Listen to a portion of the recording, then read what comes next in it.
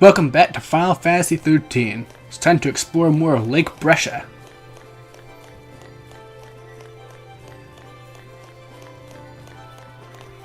Something I should have pointed out before, even if I've shown a fight beforehand, I'm going to be showing it again now that everyone's LaCie because there are new factors involved, such as how much CP they give when you beat them, that kind of thing.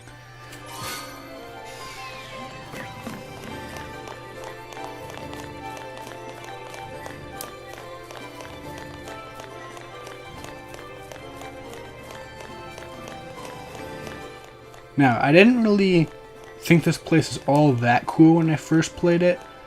It just looked like a frozen lake kind of place, but really looking closely at it made me realize just how cool this design is. Like, it's literally a lake in turmoil, frozen into crystal, and you can tell it's not just ice because things like fire became crystal. And it's so visually cool.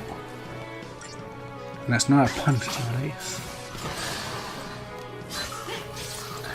Anyways, new enemy, Brescian Bass. These things aren't that tough, but you want to be careful because they usually come in huge numbers, so they can kind of chip away at your health without you realizing.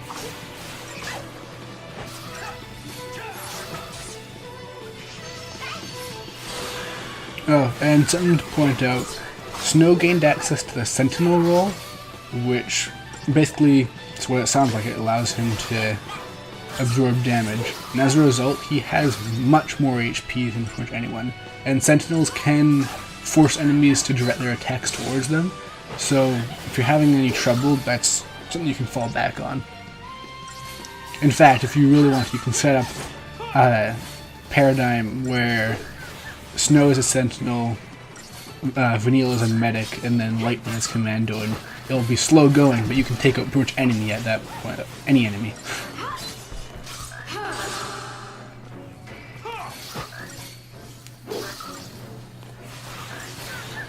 Now, you don't actually have to stagger an enemy to make use of the stagger gauge. It will always serve as a multiplier no matter what. It's just that once you stagger, it's a bonus 100% towards the damage multiplier, so still, yeah.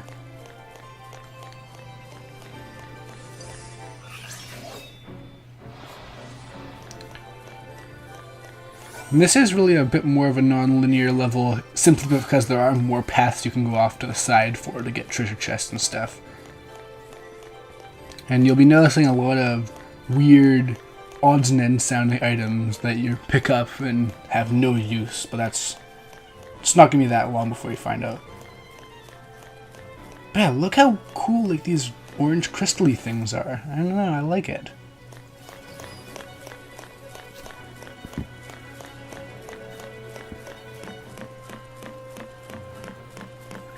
Weird, isn't it? All the messed up ways to meet. I might as well make introductions. I'm Snow Villiers. This is about as close to role-playing as you get. I put Lightning facing away from them like I imagine Cloud would if he was introducing himself to a bunch of people. Security Regiment. She goes by Hand on hip and everything. Last name's Farron. First, anybody's guess. So yeah, they're setting up that Lightning is a code name. It's not an actual name. Because I guess that was just too unrealistic for this game. But yeah, unfortunately the payoff for her name is pretty underwhelming. I'll keep the kids out of trouble. Problem with that is, you're one of them. I wish that Saz and Snow got a bit more interaction in this story, because when they do I find it pretty entertaining. To the sanctum. Why not?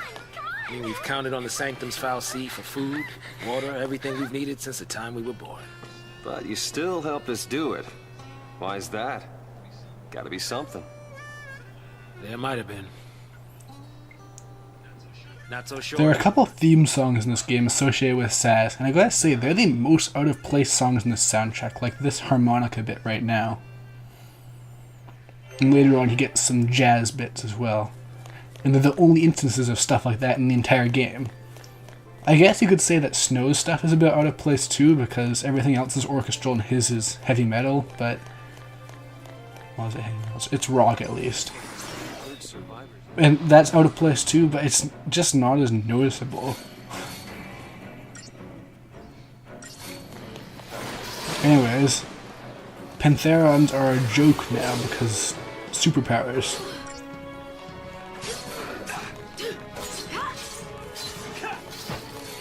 Yeah, they're a complete non-issue. Unfortunately, they give next to no CP as well, so...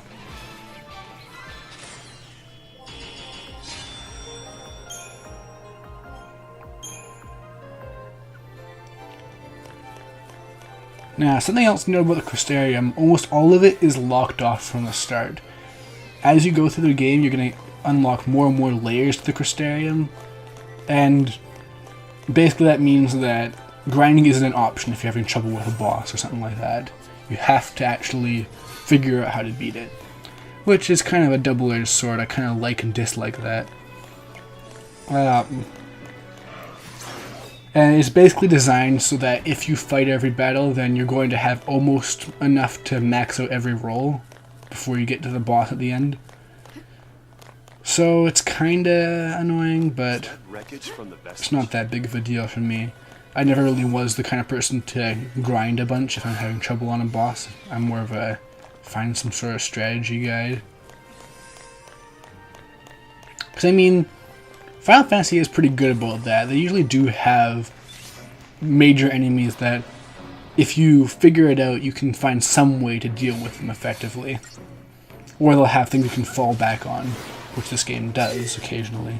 And it's not as... This game doesn't have as many options as previous Final Fantasy. I think that's one of the main things people really don't like about it. Not so much the auto battle, but the fact that auto battle removes so many ways you can do things.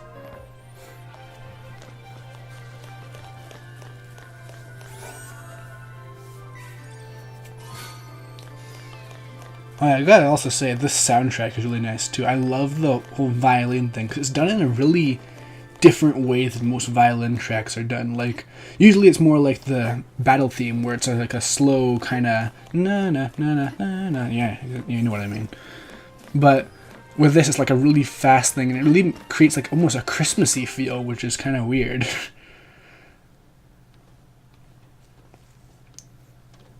I do find a lot of this game's soundtrack forgettable, but when it's good, it's good.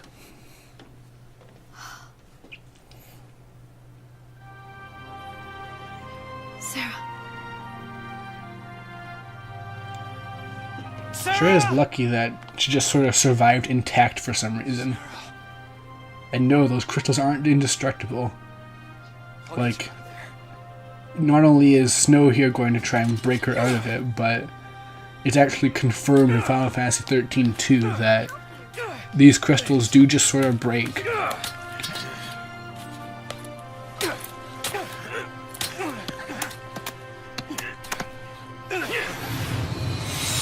And this is a really weird out of place scene, just gotta say.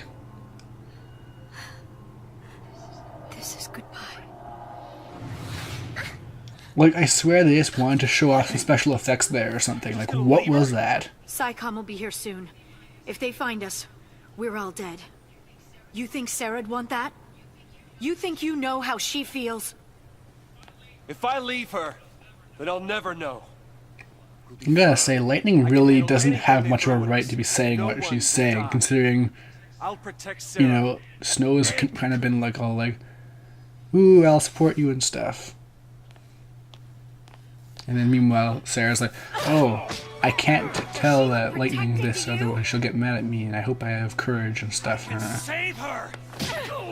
What can you possibly do? Now, this scene, so many people have talked about this, pointed out that really, if the genders were reversed here, this would be a really controversial scene. So many people have said that. And it's really valid. Lightning beats up a lot of people in this game.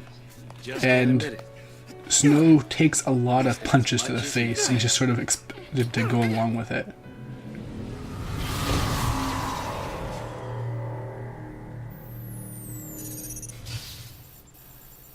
Huh? Whoa, whoa! No, no! And now, it's time for the revenge of the Mazavin war mech from the very start of this game. And just a warning, it's gotten a pretty significant upgrade. I guess being destroyed caused it to become more powerful. Maybe as a Super Saiyan.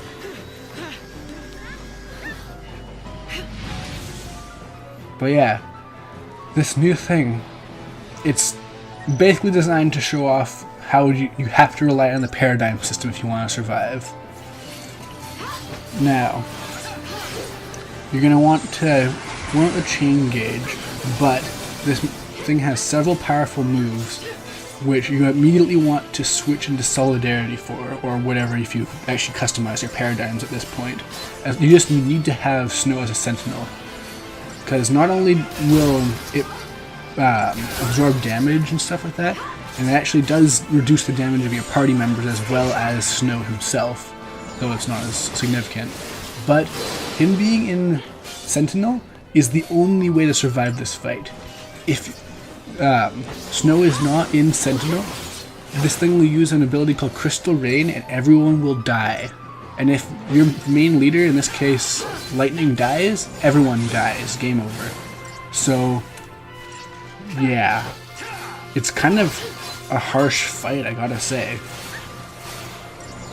It does follow a pretty simple pattern though. It'll attack 4 times, then it'll use the laser, then it'll use Crystal Rain, rinse and repeat. So, it's not that hard to figure out, but yeah, the Crystal Rain thing is kind of a dick move, I gotta say.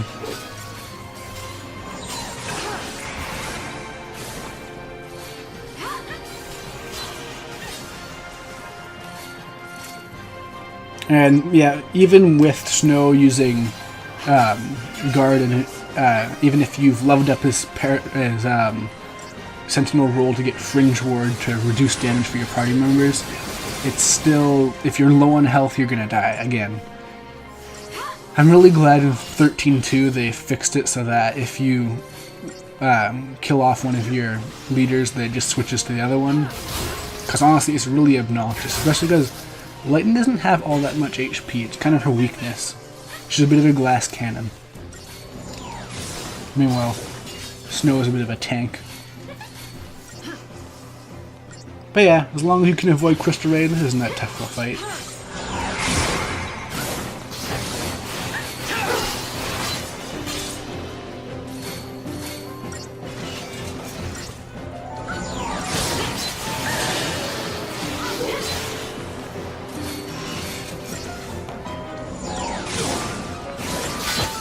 Still kind of wondering how this became more powerful after fighting it twice at the start of the game.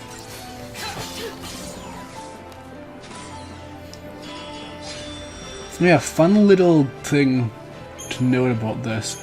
If you fight a boss and they turn into the generic black fadey animation whenever you beat them, that means that they're never going to appear again. However, many bosses, upon killing them, will continue to be there. That means they're either going to show up again or they're going to be destroyed in a cutscene.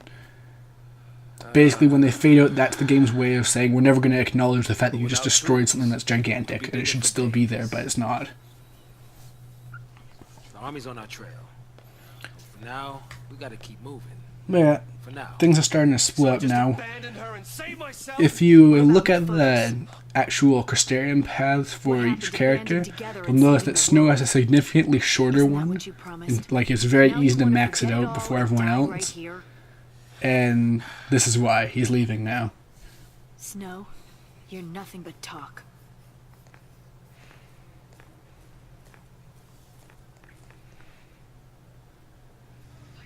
Lightning. I'll do whatever. Just imagine if Snow then decided to punch her I'll back. finish this focus Controversy. and keep Sarah safe. That's my promise. Great job so far. What's the appeal of lightning again, by the way? Stay out of trouble.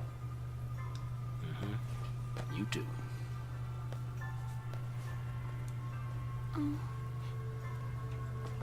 Get going. But Later. Okay. Final Fantasy XIII is definitely a very character-driven story, and I can appreciate that.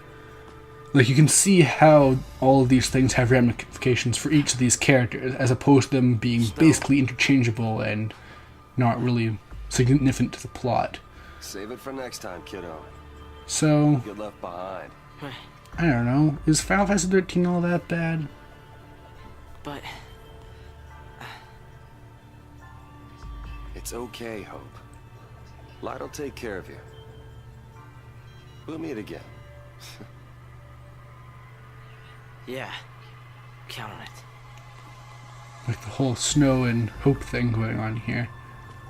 You can kind of see how it's already sort of changing them. And of course, Snow's not that bright, so he's completely oblivious to the kind of ridiculously obvious hate, but I'll get you out of there. man, those crystals are pretty.